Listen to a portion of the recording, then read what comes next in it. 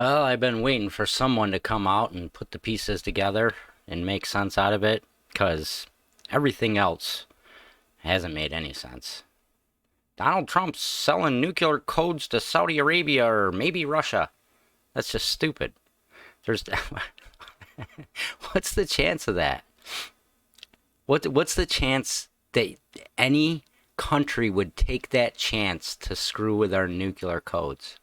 Not to mention he wouldn't have current codes. I mean, there's a million problems with it. None of it, this nonsense makes any sense whatsoever. It would, oh my God, it wouldn't even. I don't even see how you would make any of that make sense at all, or any of the other reasons that he just randomly took documents or some kind of crap. I think probably since a day or two after I came to this conclusion, I didn't know all the pieces, but it's the only thing that makes sense that he had documents that would show the falsehoods of a lot of stuff that's been going on. It's the only thing that makes any sense.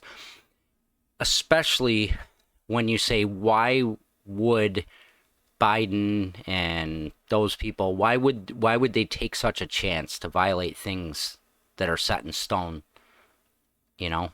Like presidents being able to declassify stuff. Why would they do that? There would have to be a payoff for him.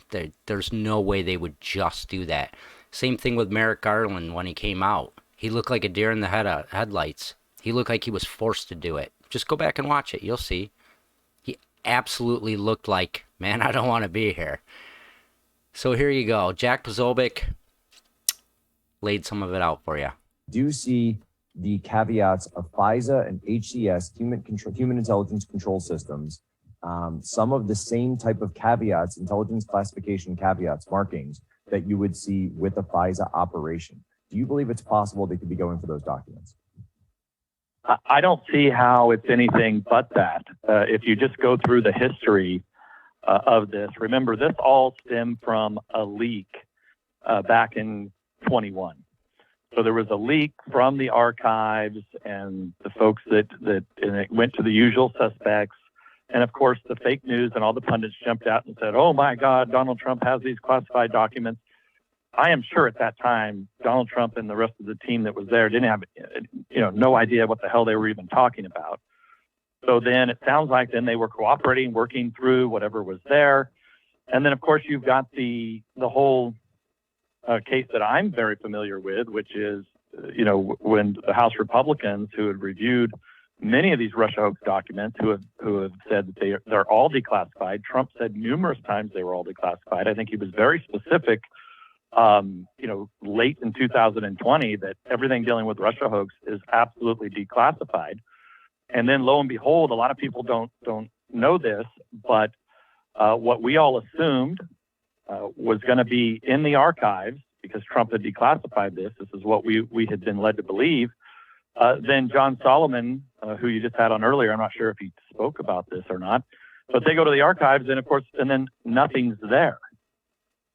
So I have no idea how that happened. These were declassified. The president said it no fewer than hundreds of times.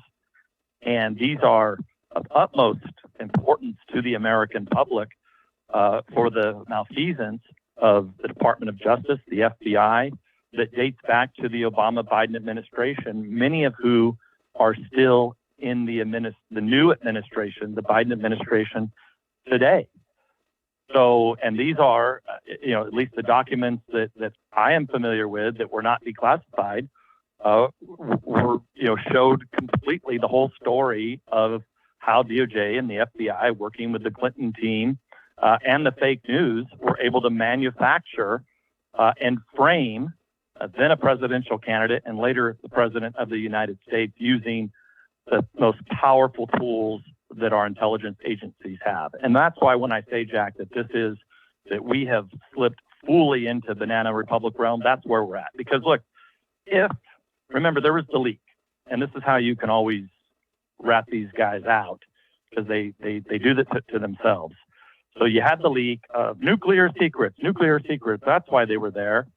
And then, 3 days later, when Garland finally goes out, it's clear he got the crap beat out of him, doesn't know what the hell's going on. they got zero, they got nothing. And now that President Trump has pushed for this to be released, and they only unredact just some news stories, tells me that whatever's behind there is stuff that the American people should know, and that we should have known for a long time. And it probably gets to the bottom of the issue at hand here, which is the Russia hoax and the documents that were declassified. And I'm sure they were probably looking for them because they want to hide them, burn them, and keep them from the American public. It's really the only thing that makes any sense in my head.